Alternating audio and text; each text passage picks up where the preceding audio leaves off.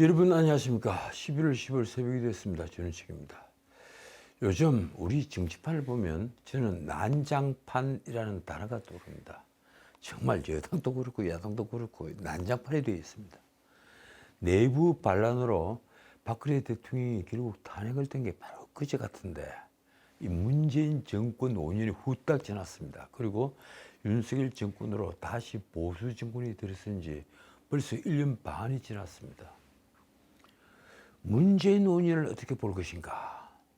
이 작년 대통령 선거가 끝나자 이상하게도 문재인 정권 5년 평가가 사라졌습니다. 문 정권 5년 평가는 왜 중요할까요? 저는 지금 적폐청산을 하자는 게 아닙니다. 물론 적폐청산은 당연히 필요합니다. 그런데 그걸 주장하는 게 아닙니다. 우리가 문재인 정권을 다시 리뷰하자는 것은 시행착오를 겪지 않기 위해서입니다. 솔직히 문재인으로서는 참으로 자유자재의 5년이었습니다. 자기 마음대로 할 수 있는, 역사상 이런 대통령이 있었을까요? 어느 나라 통치자라도 이렇게 자유자재로 5년을 벌일 수 있는 통치자는 아주 드물 겁니다. 집권 전반기는 직전 대통령인 이 박 대통령을 구속하면서 촛불혁명을 내세웠습니다. 문재인 본인이 촛불혁명을 아주 자랑스럽게 얘기를 했죠. 더욱이 후반기 21대 국회는 집권 여당인 민주당이 180석을 장악해 입법 독재를 가능케 했습니다. 문자 그대로 재정을 허물어서 돈을 퍼부어 준 것이 선거에서 이런 대승을 만들었습니다. 그래서 임대차 3법, 노동 3법을 밀어붙였고 끝내 퇴임을 앞두고 검수완박법까지 통과시켰습니다. 국무회의 시간까지 변경하면서 그 법을 공포를 했죠. 입법부에다 사법부까지 장악을 한 데다 공영방송까지 틀어주었으니 정말 못할 게 없는 무소불위의 권력이었습니다. 역사상 민주정부에서 이런 권력이 있었을까요? 그 문재인은 경제마저 파괴했습니다. 제가 파괴했다고 표현하는 것은 국가 경제의 펀더멘탈, 재정을 허물었기 때문입니다. 문재인은 집권 5년 동안 400조를 훨씬 넘는 거의 450조 가까운 재정을 썼습니다. 취임 하나부터 계산하면 그렇습니다. 그러나 소득주도 성장이라는 터무니없는 정책에다가 최저임금의 급격한 인상은 저소득층의 일자리를 오히려 사라지게 했습니다. 문재인은 취임하자마자 이 공공부문 비정규직 제를 외쳤죠. 그래서 공항공사로 쫓아갔죠. 그런데 말입니다. 문재인 5년 비정규직은 계속 늘었습니다. 엄청나게 늘었습니다. 이명박 정부 당시 연평균 4만 5천 명이 늘었고 박근혜 정부는 13만 2천 명씩 증가를 하던 비정규직은 2017년부터 2021년까지 문재인 5년 동안 연 18만 명씩 늘었습니다. 지금 비정규직 숫자 얼마인지 아십니까? 812만 명입니다. 일자리는 줄고 비정규직은 계속 늘었다. 투자, 생산, 소비 이 거대 지표가 모두 하락을 하고 수출도 격감했다. 문재인은 재정을 풀어 성장률을 유지했다. 그렇습니다. 이게 바로 요약본입니다. 재정을 풀어서 건건히 성장률을 유지한 겁니다. 통계는 모두 조작이 되었습니다. 때마침 닥쳤던 코로나 팬데믹은 문재인에게는 아주 좋은 핑계거리였습니다. 어쨌든 문재인은 이제 자신의 정부 때 안보도 경제도 보수 정권보다 훨씬 좋았다고 큰 소리를 치고 있습니다. 지난 9.19 군사합의 기념식 때 그런 연설을 했죠. 자신의 진보 정부 때 안보도 경제도 보수 정권보다 훨씬 좋았다. 참 기가 막히는 말입니다. 그래서 저는 문재인 5년 백서가 반드시 필요하다, 꼭 필요하다고 생각합니다. 어쨌든 요즘 정치판은 난장판입니다. 이 난장판이 뿌리는 누가 뭐래도 저는 문재인 정권에게 있다고 생각합니다. 누가 정치판을 이렇게 엉망진창으로 만드는 걸까요? 여당은 혁신위가 들어선 뒤에 분란만 더 키웠습니다. 정치에 아무런 식견도 없는 혁신위원들은 대뜸 도덕적 문제로 징계를 받았던 이준석 등을 사면하고 영남 중진들과 대통령 측근들을 불출마시키거나 험지로 내보내면 환호성을 들을 줄 알았던 모양입니다. 그리고 세 번째 혁신안은 요즘 여야 갈 것 없이 늘 하는 청년 우대입니다. 비례대표를 40대까지 제한을 두라. 50대만 돼도 정치에 입문하지 말라, 이 얘기입니다. 혁신이 이렇게 쉬웠다면 누군들 혁신을 거듭하지 않았겠습니까? 한편 야당은 여전히 친명과 비명의 갈등으로 시끄럽습니다. 이 와중에 이재명은 이제 일주일에 3번은 법정에 가게 됐습니다. 위증교사가 별도로 재판을 받게 됐으니 말입니다. 아마 수원지법에 대북 송금 사건을 기소하게 되면 일주일 내내 재판을 받아야 할지 모릅니다. 더군다나 위증교사 사건은 길 한두 번에 결심을 할 사건이어서 이재명의 사법 리스크는 이제 현실화되고 있습니다. 온갖 꼼수를 부려보았지만 그의 운은 이제 다한 것으로 보입니다. 이런 판에 여의도를 난장판으로 만드는 것은 내년 4월 총선을 앞두고 벌어지는 공천 경쟁 때문입니다. 왜 우리나라에는 이렇게 자신의 능력도 모른 채 입신양명을 하려고 하는 그런 건달들이 넘쳐날까요? 그리고 보니 국회의원이 좋긴 좋은 모양입니다. 국회의원이라는 방탄조끼를 입고 있으니 대장동 같은 엄청난 개발 비리에, 게이트라고 불리는 엄청난 개발 비리에, 성남FC 불법 후원금, 이건 제3자 뇌물 사건이죠.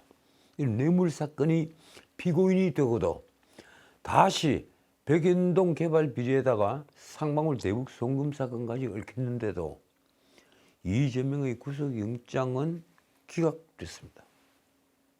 당시 영장 담당 유창훈 부장판사는 대담하게도 영장이 청구된 범죄 혐의 중에 위증교사는 범죄가 소명되었다, 이렇게 밝히면서도 구속영장은 기각했습니다. 위증교사는 구속시키기에는 부족한, 말하자면 중범죄가 아니란 말인가요? 미국에는 사법방해죄로 아주 엄하게 다루고 있습니다. 어떻든 국회의원은 정말 훌륭한 방탄조끼였습니다. 그래서인지 어제 방송에서 말씀드린 조추송 세 사람도 태도를 완전히 바꿨습니다. 다시 국회의원이 되고 싶다, 그걸 절실히 느낀 모양입니다. 하긴 조국은 아직까지 국회의원이 돼본 적이 없죠. 특히 5선을 한 송영길은 돈 봉투 사건이 터지자 탈당을 하면서 출마하지 않겠다고 했습니다. 그런 사람이 다시 국회의원직을 탐으려고 있는 겁니다. 결국 조추성이 나란히 출마를 선언한 것입니다. 무슨 소명의식이 있어서가 아닙니다. 국가를 위해서 희생을 하겠다는 희생정신이 있는 것도 아닙니다. 조국은 내놓고 비법률적 방식으로 명예회복을 하겠다고 말했습니다. 국회의원 출마가 곧 자신의 명예회복을 위한 거라는 말입니다. 선거는 그렇다면 비법률적 방식인 것인가요? 참 재미있는 표현입니다. 명색이 법대 교수를 지낸 사람이 말입니다. 비법률적 방식? 지역구를 이재명에게 헌납했던 송영길은 방송에서 공개적으로 비례대표를 들먹였습니다. 이것도 웃기는 참 멘트입니다. 민주당이 비례대표용 위성정당을 만들지 못할 테니 어차피 누군가는 만들 전국구용 신당을 자신이 만들어 보겠다는 것입니다. 송영길은 그걸 숨기지 않았습니다. 그는 어제 라디오에서 선거제가 연동형으로 가면 양당은 위성정당 못 만들 분위기고 전국구용 신당이 어차피 나올 것이라며 직접 비례 신당을 만들 것이냐고 진행자가 묻자 이렇게 대답을 했습니다. 제 개인 당이 아니다. 계획적이고 정말 검찰 독재와 제대로 싸울 수 있는 민주당을 견인할 수 있는 정당이 필요하다고 생각한다. 그러나 제가 어제 말씀드린 대로 당내에서는 조국, 추미애, 송영길 이 세 사람에게 거리를 두고 있는 분위기입니다. 왜 그럴까요? 이들을 가까이 하다가는 중도층이 등을 돌리기 때문입니다.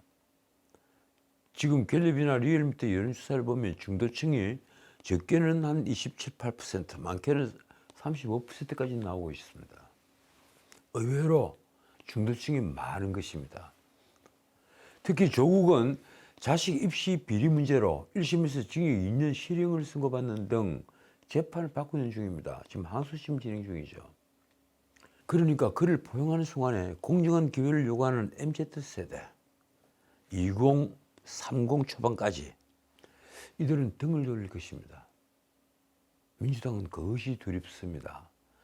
추미애는 법무부 장관 시절 윤석열 검찰총장과 갈등 국면을 이어가 윤 총장을 대선 주자급으로 몸집을 키우는데 결정적인 역할을 했습니다.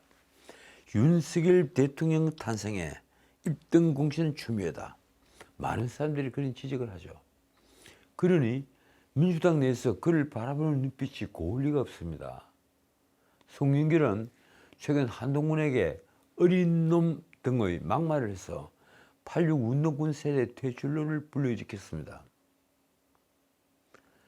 이제 이들은 명성과는 달리 곱게 보일 리가 없는 그런 위치에 왔습니다. 자, 이제 국민의힘 얘기 좀 할까요? 국민의힘 혁신위는 지금 사방이적입니다. 제가 보기에 혁신위만 그걸 모르는 것 같습니다. 그도 그럴 것이 처음부터 혁신의 방향을 잘못 잡았습니다. 그동안 당의 도덕성을 추락시켰던 이준석의 두 가지 논란. 하나는 본인이 과거 성상납 의혹과 그걸 무마하려고 신복 김칠근을 시켜서 7억 원 각서를 교부한 증거인멸 교사. 이 사건들은 엄청난 논란을 빚었는데 이 공소시효가 지났고 또 증거관계가 명확하지 않다는 이유 등으로 이준석은 당원권 정지 6개월이라는 비교적 가벼운 징계를 받았습니다. 그러나 뒤이은 이른바 양두구육이라는 발언, 쉽게 말해서 양의 고기라고 속이고 개고기를 들고 팔았다, 이 얘기입니다. 이 양두구육 발언으로 윤 대통령을 곧장 공격을 함으로써 그는 그때 이미 돌아올 수 없는 다리를 걷는 셈이 됐습니다. 추가 징계는 1년. 그런데 인유한의 귀에 누가 속삭였을까요? 인유한은 대뜸 1호 혁신안으로 이준석 3인을 꺼내들었습니다. 물론 홍준표, 김재원 등도 있지만 주 대상은 바로 이준석입니다. 그는 당의 통합을 생각했는지 모르지만 이준석의 징계가 정치적 공격으로 이루어진 징계가 아니라면, 예컨대 성상납 같은 파림치 범죄로 인한 징계라면 그는 공당의 징계를 취소한다는 것 자체가 혁신과는 거리가 아주 먼 반혁신이었습니다. 더욱이 이준석, 홍준표 등 당사자들도 의외로 반발했습니다. 그 다음 나온 니오 혁신안은 더 기가 막힙니다. 인요안은 당사자들과 아무런 교감 없이, 아무런 설득 절차도 없이 영남 3선 이상 중진들이 수도권 험지 출마를 요구했습니다. 영남 3선 이상은 무려 1, 2선이나 됩니다. 그리고 영남도 모두 안방인 것은 아닙니다. 그런데도 인유한은 당의 핵심인 영남 중진들을 교체할 생각부터 한 것입니다. 지금까지 영남 다선 의원이 수도권에서 당선된 경우는 울산 동구의 계속 출마를 했다가 서울 동작을에 나왔던 정몽준 의원이 유일했습니다. 만약 인요한식 물갈이가 옳은 것이라면 YS나 DJ, JP 같은 정치적 거목이 가능했겠습니까? 게다가 인요한은 대통령 측근 이른바 실세까지 거론했습니다. 깜짝 놀랄 말을 하겠다 이러면서 한 얘기가 바로 그것이죠. 불출마하거나 험지나가라. 인요한은 우선 공관위원장이 아닙니다. 그리고 비대위원장도 아닙니다. 어디까지나 당의 혁신위원장입니다. 당의 혁신이 이런 것인가요? 이러니 목에 칼이 들어온 중진들이 부글부글 끓고 있습니다. 어디선가 굴러온 돌인 인요한이 근법에도 없는 수법으로 칼을 마구 휘두르니 다들 어떻게 대처해야 할지 난감해하고 있습니다. 자, 그런데 막상 중진들로부터 아무런 반향이 없자 혁신이도 곤혹에 빠졌습니다. 그러니까 영남 중진 16명은 말 것도 없이 대통령 측근이라고 하는 이른바 윤핵관들, 권장 이윤, 이 네 분들 중에서도 어느 누구도 응대하지 않았습니다. 반응이 없었던 겁니다. 그래서 혁신위는 곤혹에 빠졌습니다. 결국 어제는 김경진 등으로부터 조기 해체론이 나왔습니다. 이번 주 안에 혁신위를 해체할 수 있다. 이쯤 되면 칼자루는 자기들이 잡고 있다는 일종의 공갈포처럼 들렸습니다. 그렇지 않습니까? 화나면 우리 혁신이 해체해버릴 거야. 그리고 집에다가 가버릴 거야. 그런 공갈처럼 들린 겁니다. 때마침 인요한도 나는 이럴 게 없다는 식으로 강경하게 나왔습니다. 그러자 김기현 대표는 14일 조기 해체론을 일부 위원들이 급발진으로 치부했습니다. 일부 혁신위원들이 급발진이다. 글쎄요, 그런 겁니까? 그럴 정도로 혁신위원들이 발행권이 있었을까요? 김기현이 말입니다. 일부 위원의 급발진으로 당 리더십을 흔들거나 당 기강을 흐트러뜨리는 것은 하지 않아야 한다.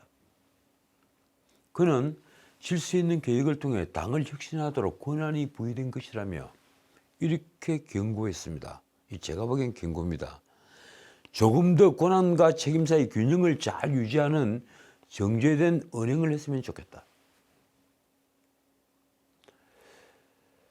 자, 그러자 제주도에 간 인요한 또 혁신이 조기 해체는 없을 것이라며 한 발 물러섰습니다. 그런데 인요한은 이날 험지 출마 수용의 마지노선을 12월로 제시했습니다. 12월 초까지 국회 일정과 할 일이 많으니 조금 기다려야 한다. 그 뒤에 험지 출마에 대해서 반영을 해달라 이런 요구입니다. 한편 그간 인요한의 광폭 행보를 보면서 서대문갑 출마를 기정사실로 다들 여기고 있었는데 인요한은 어제 출마를 부인했습니다. 저는 지역구 출마와 관련해서 많은 요구를 받았는데 안 나간다. 설마 비례대표를 꿈꾸는 것은 아니겠죠. 그런데 이날 인요한과 혁신위원들은 제주 4.3 평화공원으로 참배를 하러 갔습니다. 저는 그런데 말입니다.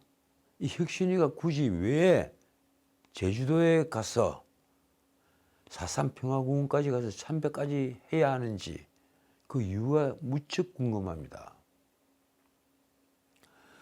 어떻든 국민의힘 제주도당에서는 도당위원장인 허용진이 원희룡 장관 출마를 제안했고 인요한은 이를 전달하겠다고 약속했습니다. 좀 이상하지 않습니까? 그런 문제가 있으면 허용진이 직접 원희룡에게 얘기를 하면 될 테입니다. 더군다나 인요한은 공관위원장이 아니라 혁신위원장입니다. 허용진이 인요한에게 한 말은 또 이렇습니다. 영남스타 정치인이 험지로 가는 것을 100% 찬성한다. 그러면 제주도 불모지에는 스타 장관이 와야 한다. 그건 또 무슨 뚱딴지 같은 말입니까? 간담회에는 혁신이 사무한 건인 비례당선권 청년 50% 의무화 이 주장에 대해서 제주도 할당까지 요청했습니다.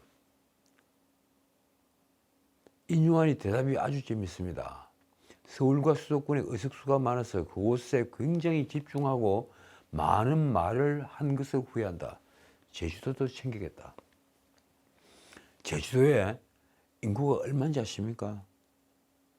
80만 정도로 저는 알고 있습니다. 근데 거기에 할당을 해달라고요.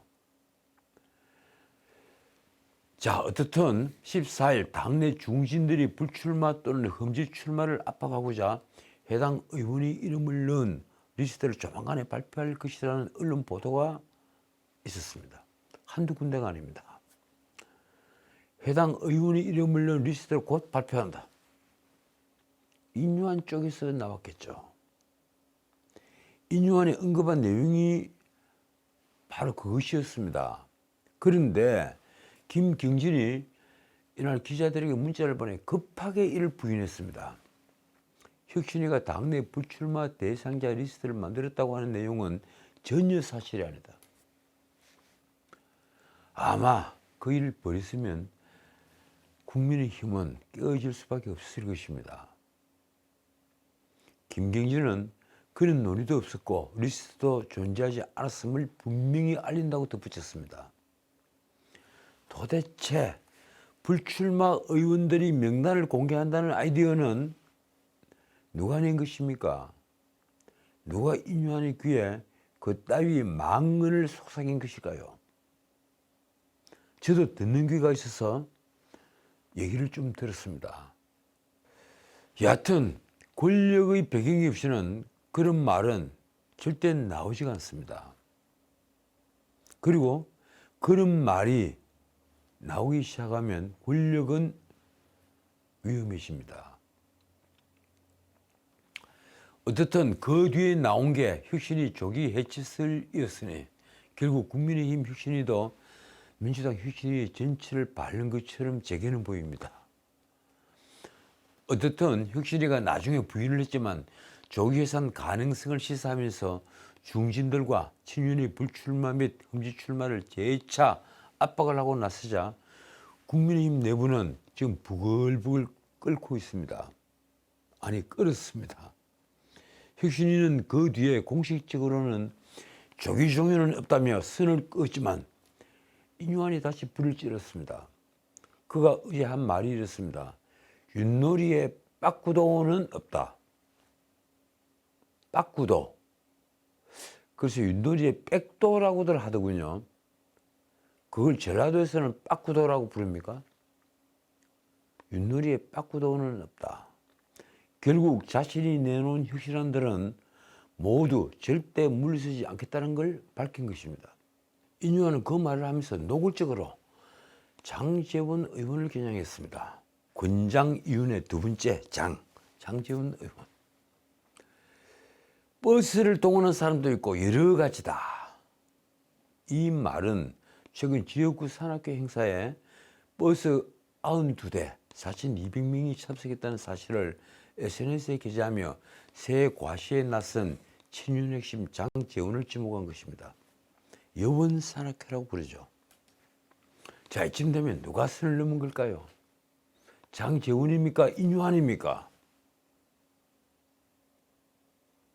하나 분명한 것은 인유한은 이준석에게는 비굴하게 보일 정도로 별다른 제스처를 보이지 못하면서 아니 부산까지 찾아가서 그런 수모까지 당하면서 장제원 같은 중진에게는 아주 강경하다는 사실입니다. 인유한은 김포공항에서 기자가 임기를 다 채울 거냐고 묻자 이렇게 답했습니다.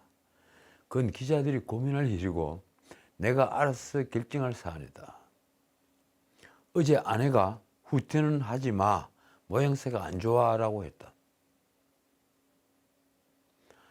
어떻든 갈등의 지유는지는 영남 중진과 대통령 측근을 향한 불출마 혹은 험지 출마 권고입니다. 그 대상자로 지목된 사람은 김기현 대표 그리고 주호영 전 원내대표죠. 두 분이 제일 먼저 거론이 됐죠.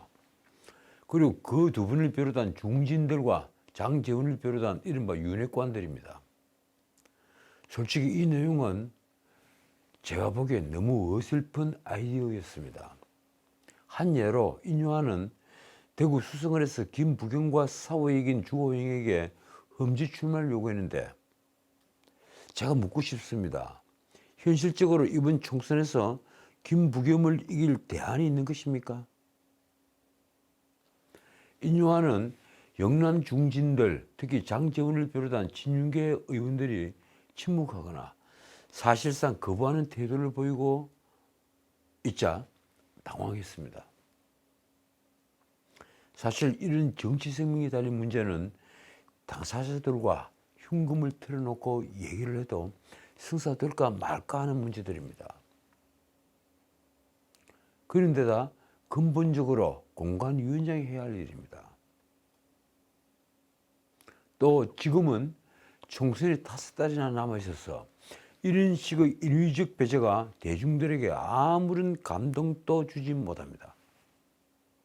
말하자면 인요한의 영남 중진 물갈이론과 대통령 측근 후퇴 논리는 다분히 월권적인 것이며 타이밍상으로도 적절하지 못한 하지하책이 되고 말았습니다. 아무런 혁신도 없이 당내 분란만 자초한 것입니다. 김기현 대표는 모든 일에는 시기와 순서가 있다며 침묵하고 있습니다. 시기와 순서가 있다. 바로 그렇습니다. 그걸 인요한이 몰랐던 것입니다. 아니면 인요한 귀에 무엇인가를 속삭이는 그림자는 아직 그런 식견이 없었습니다. 장제원은 강서구청장 보궐선거 직전인 지난달 3일 용맹한 새는 발톱을 숨긴다며 몸을 낮춘 적이 있습니다. 그런데도 인요한이 비수가 날아들자 그는 말씀드린 대로 새를 과시했습니다. 발톱을 숨길 수가 없다. 장제원은 산악회 행사에서 지역구 출마 구슬을 외쳤습니다.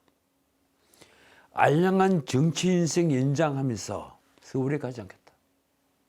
쉽게 말하면 죽어도 여기서 죽겠다. 그 선언을 한 겁니다. 그런데도 인요한은 뭘 믿고 이러는 것일까요? 그는 제주 4.3 평화공원을 참배한 후에 기자들에게 이렇게 말했습니다.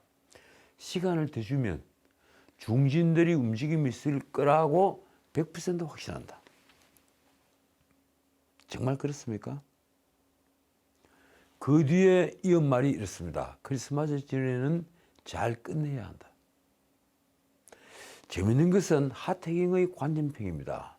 그는 어제 라디오에서 중진들이 불출마 혹은 험지 출마 요구가 인요한 개인 생각인지 아니면 대통령의 생각이 들어있는지 유심히 봤는데 당내 중론은 대통령 주문이라는 것이라고 말했습니다. 정말 그럴까요? 제가 보기엔 대통령의 생각이라기보다 십상시의 생각이 아닌가 하는 염려가 있습니다. 하태경의 말입니다. 여기서 대통령의 혁신 의지가 보인다. 자, 오늘은 여기까지입니다. 어제 송영길이 한 말이 뉴스가 됐습니다. 그는 어린 놈이라며 공개석상에서 한 거친 표현은 적절치 않다는 지적에 대해 이렇게 말했습니다. 현재 한동훈 장관이 취하고 있는 모습은 거의 사적인 조직폭력이다. 어찌 분노가 생기지 않겠나. 글쎄요, 지금 대한민국 검찰의 수사를 두고 사적인 폭력이라고 이해를 하고 있습니까? 그는 한동훈이 송영길을 포함한 586 운동꾼이 사회에 생산적으로 기여하지는 않고 시민들 위해 군림했다고 비난한 데 대해서는 이렇게 반박을 했습니다. 한 장관은 사법고시 하나 합격했다는 이유로 땀 흘려 일해봤나. 그 뒤에는 이런 선정적인 발언까지 내놨습니다.